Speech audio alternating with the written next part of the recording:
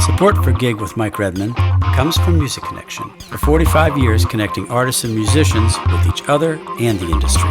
And you can find them on the web at musicconnection.com.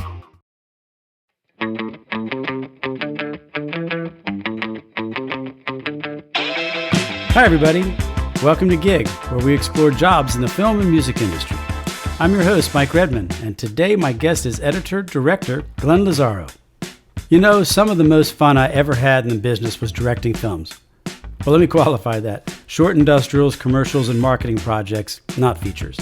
Anyway, I think it's because directing demands the best of you. It pulls out all of your creative juices, challenges your organizational skills, and the hope is that the final result of all that sweat will show itself on screen.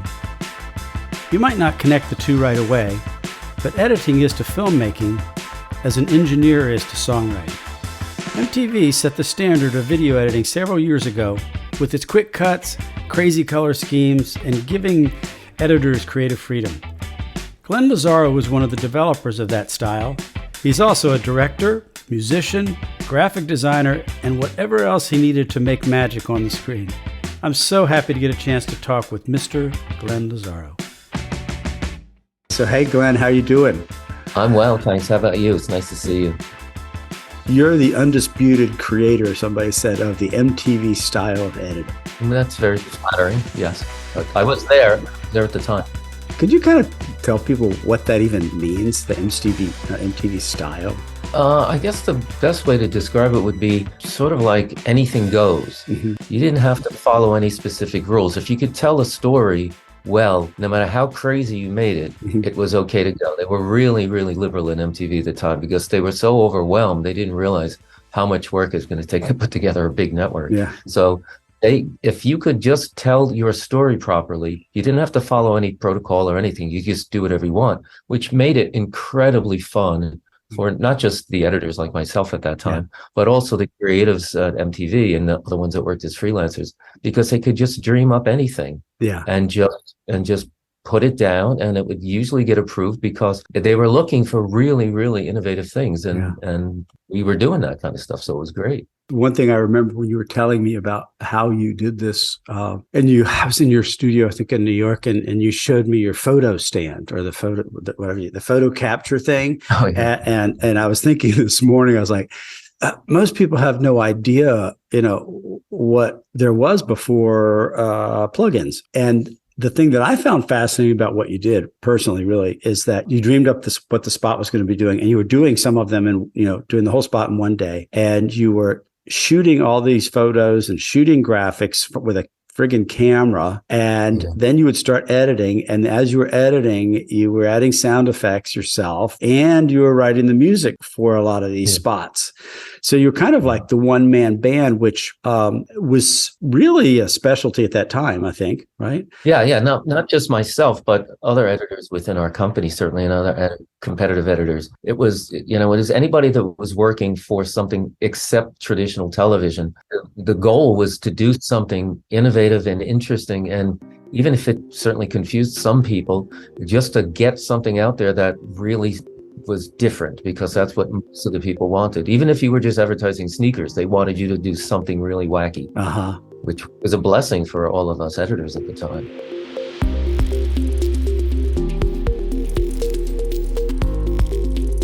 So what do you think is the most challenging part about being a director? And the reason I ask you that kind of a direct question is, when you're doing it as an amateur would, you have all the time in the world. You have no money, but you have all the time in the world. And you can kind of play with it. And you can do your project that should have been done in 3 days over, 6 months or a year. So there's a whole different set of challenges when you're actually being paid to do this by an agency, by a network. So what kinds of things do you face? Well, it depends what era we're talking about. Well, let's talk about now? Or as close to now. Too many people on set, too many opinions. That's probably the most difficult thing. It's gotten to the point where it used to be, and not too long ago, you'd get a project, whether it's I did a lot of things for Bravo, and they trusted me, and basically there would be 4 people would come to the set or whatever, and we do it. But now it's like some of I won't mention any names, but some of the people I worked with recently, 15 to 20 people show up, and they all have an opinion. and they slow down the process so much, and they dilute so many things because they're also making sure that that they're getting their point in, so that if anything goes wrong, and this is a truism, I swear, they can say, see, it didn't turn out well. I tried to make my point and you didn't let me, and that's why it failed. And the other person would say, see, it's great. I put my word in, you fought me, I put it in, and it's great, and that's why it's great. So they all have this safety device that they can use where they can protect themselves. And to be fair, they're all lovely people, but it takes a lot of the creativity away from the creatives. And that's not just the director, it could be the other people involved, like the cameraman and the art directors and all those other kind of stuff. There's so much time spent standing around rather than exploring or trying techniques. That's one of the hardest things for now, I think. And I'm sure there are people that are completely lucky, like, who can just say, sorry, that's it, I running this set, get off my set. I'm sure people still do that, but fewer and fewer, I imagine.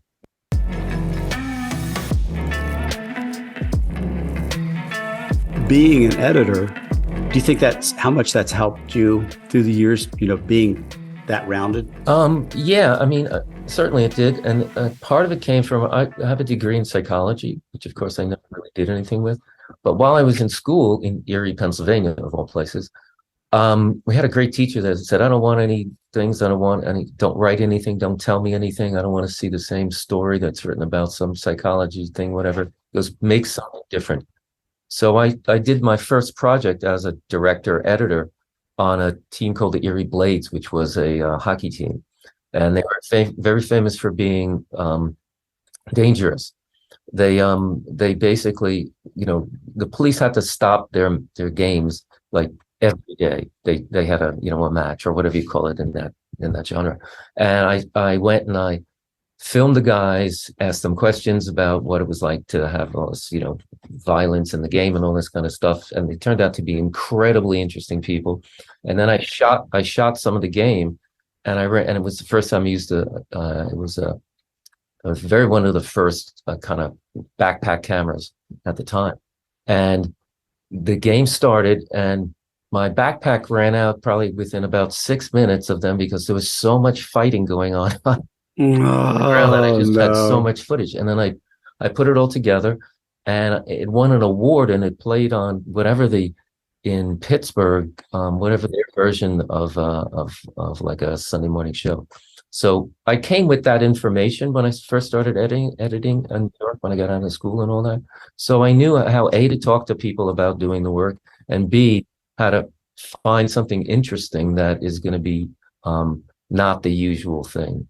So that was the beauty. Most music videos that were very popular at the time were oddballs, I'd have to say. Just a pretty girl singing was never enough. There had to be something more interesting there. And so that's the way we would start an edit session. And that's the way I would talk about doing production work when I was a director. What is going to make this thing different than somebody else doing the same project? That sounds a little kind of braggadocious. No, but it's not at all. I think it's something that people listening to this should take note of. I mean, that's what this is about. That's what this podcast is about.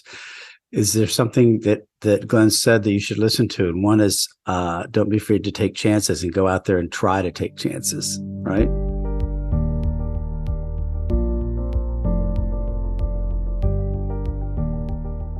Do you have a project that just stuck out as like, wow, this is the most fun I've had in a long, long time?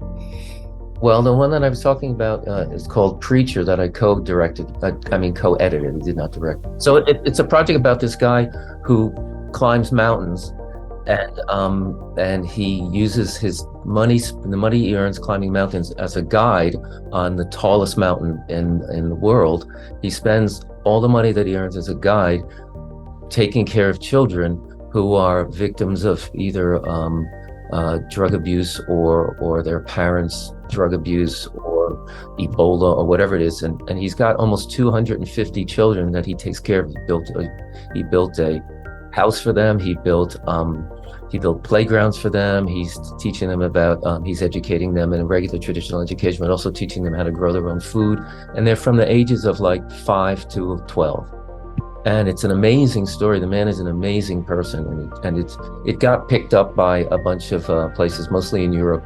They seem to pay more attention to yeah, I'm very proud of it, and it's doing very well, and it's been in play and all over Europe now, which is great.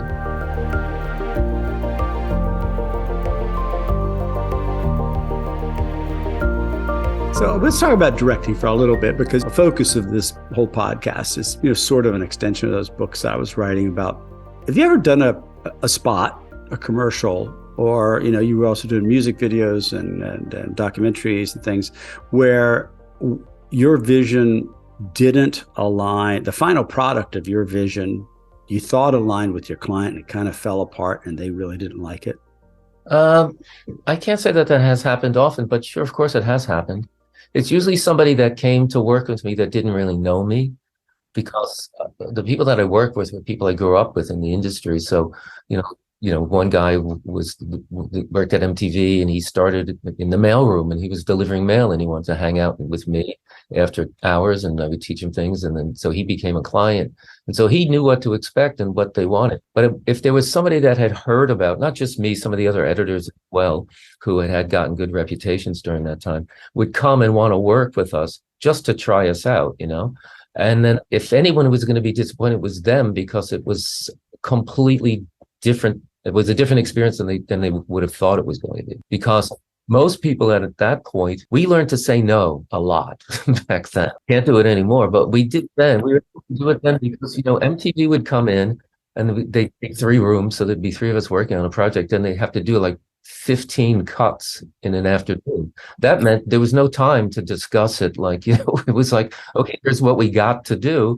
And we got to get it done by this time. How do we do it? How do we make it funny? How do we make it fast? How do we make it interesting? How do we make Judy McGrath, she was in charge at the time, fall in love with it, so she wants more just like it? And we had to do that stuff really quickly. So it'd be like somebody would say, can we get lunch? We'd say, nope, no lunch. We're working straight through.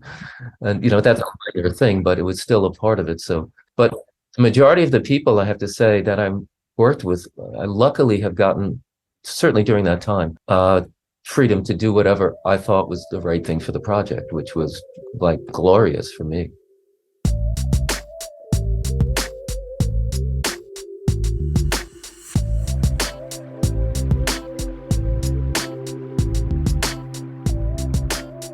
A couple quick questions. Craziest place you've ever shot a commercial? The craziest place, Mount Hood would be one of them. We shot something for a sports channel up on the top of the mountain, the very top of there. Yeah, that was helicopter up. No, hike up. We didn't have a helicopter. Very small budget. I was going to say, wait a minute, you guys came from MTV, yeah. Hike it, walk. Yeah, would that be also classified as the most exotic place? No, I guess we've shot all over the place, and in every city in America. Not every city, but all of the major cities. And I guess the most exotic would be that one, because it was so intense, and we had a lot of talent with us: skateboarders, water skiers, deep divers, all different kind of people that we shot up all over that area. But I guess the other one was, I shot a project for, I can't remember the name of it, for a car company, and we shot in the desert, way up in northern, like Idaho, and it was insane because it was like what do you call those things when the wind blows? The Mariah. They call the wind Mariah. So it was like we had to do the whole spot. We only had one day to do it, and we had to do the whole thing regardless of the weather. So I was a director, and then one of the directors from the agency decided to just do it and just ignore all of the wind and the rain and make it all about that. And so that's what we did. So all the talent in the middle of everything, and their hats blowing off and everything, and driving the car through all the sand and everything. And it was like, that was pretty exotic. Yours was mostly short form work, yeah. Yes. Working within that 30-second, 60-second, 90-second block. Yeah. Did you ever reach out and start looking at trying to do longer form or feature work or series? Well, I did, yeah. I mean, I did do some stuff. I wouldn't say I did feature work, but I did TV work, some full shows for MTV and stuff like that. Did some full stuff for CBS and some of the other nets. But I ended up as a guy, because I was a musician, which helped a lot when I first started. I could talk I did 150 music videos. Right now, if you go to my IMDb and look at it, surprised when I look at it. Because of that, I was able to talk to, I worked with Duran Duran, I worked with so many different people and, and everybody at the time. And they always used to come to the edits because editorial was new at MTV at that time. And so they'd come and I was able to talk the talk with these guys because I guitar my whole life and many bands all the time. And so they would come and they would give me a lot of room because they liked the way I approached it. I wasn't just like some, monkey that they had to tell exactly what to do. So you progressed and you went through a lot of, several different iterations of companies. Ended up at 99 Tigers, which I do have to ask you how that name came about because it's cool and aggressive. It's a pretty simple story. We were David Seeley, who's my partner, 99 Tigers, and I had left Crossroads together because they were having some tough times because we had been at Crossroads, the big company. And so we decided to put together a company, and we had this other guy, Brett Carley, who was he was like a junior guy in Crossroads, and he left too. And we were trying to come up with cool names, all different kind of things. And then he kept putting up these names about animals, like, call it like, hippopotamus or something like that, and it was kept coming up with names and everything. We go, no, we don't want to be like that. Everybody's doing that. We can't do that. We don't want to be called, sniper or any of those kind of things. We just want something simple. And then finally, we were all having a heads up thing together, and we just started mentioning names of just all different kinds of names. And we started mentioning animals, flounder. We were making jokes. Maybe we should call it flounder or something silly like that. And then Brett said to us, he said, what about tigers? Tigers are cool. And I said, how many tigers? And he said, I don't know, 99. And I said, that's it. That's how the name came out. Partially, it sounded like a great name. And it's also, we were tired of trying to come up with a name. So we just picked. Well, you think about it, man, back in the old music days, I mean, come on, who's going to call their band the Beatles or the Rolling Stones? And it's right. It's about a brand, right? It means nothing until you make it mean something. Exactly. And 99 Tigers, probably you have, if I don't know if you have one, but you have enough awards from that company to fill probably a couple of rooms and add many years of letting your brain run wild.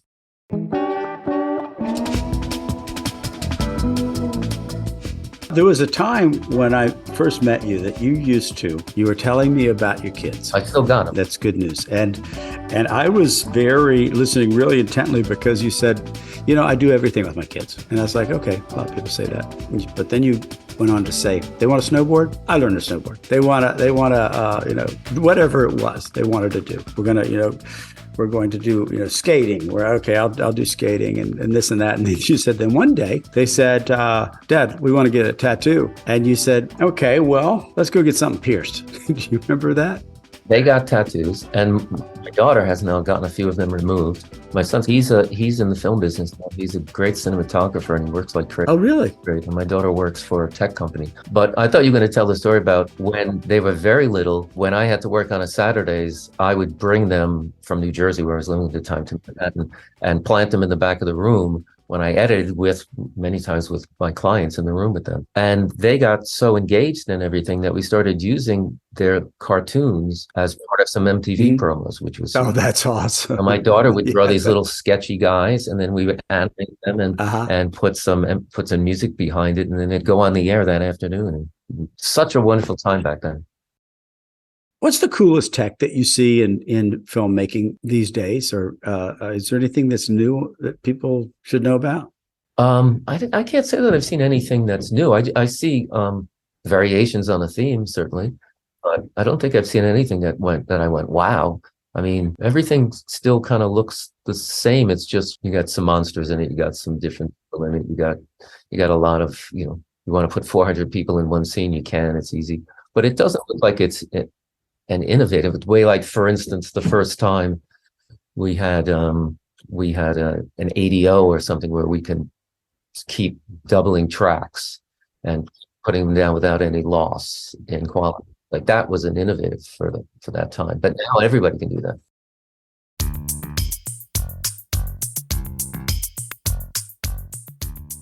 Shoot anything on an iPhone? I'm short. I don't know. What was that experience like? was okay. It was when we did those kind of things, we did them because we wanted to make it feel renegade, you know?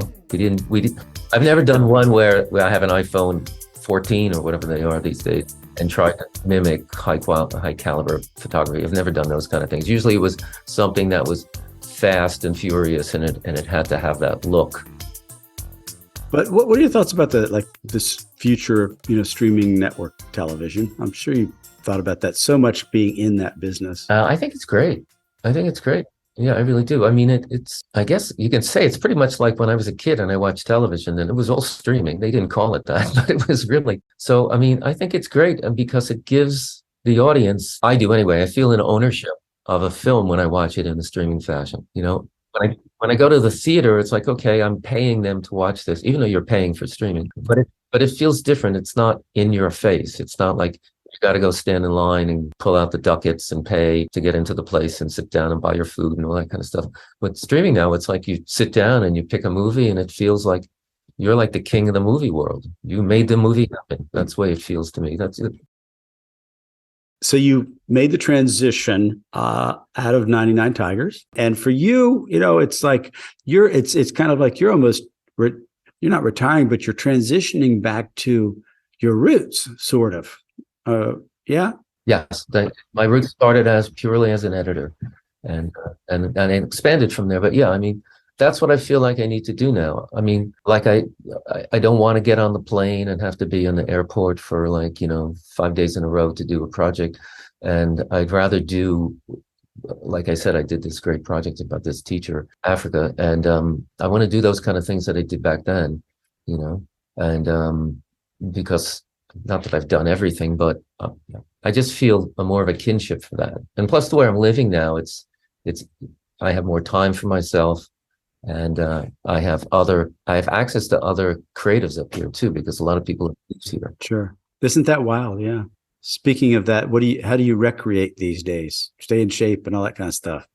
I play in a band. We play 2 or 3 times a week, every week. That's a lot. Man, that's a whole lot. Yeah. Yeah. And in the summer, we have a boat, so we're in the boat a lot, and it's beautiful up here. So we hike a lot and we do that.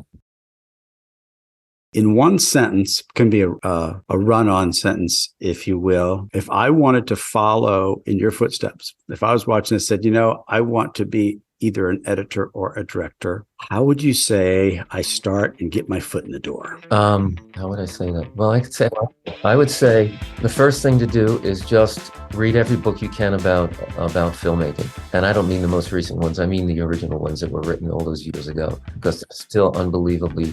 There's so much wisdom in there. It's incredible. Once you do that, then go find some people, however you find them, and offer to work for free.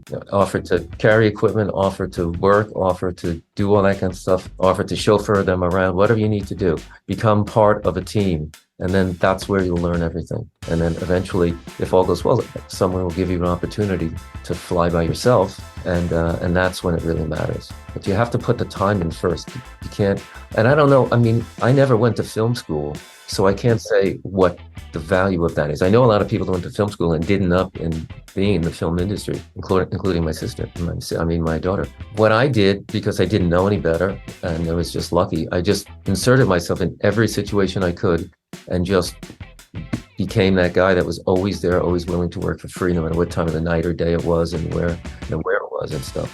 And then people started trusting me, and I was able to start getting my own work and learned a lot too from that experience too, because I worked with real editors and real directors at that time. That's really good advice. I'm glad to see you doing so well. Much luck, and I'll be seeing you soon. Maybe we'll go out in your boat next summer or something. That'd be great. Theme music for Gig with Mike Redman was composed and produced by Other Animal.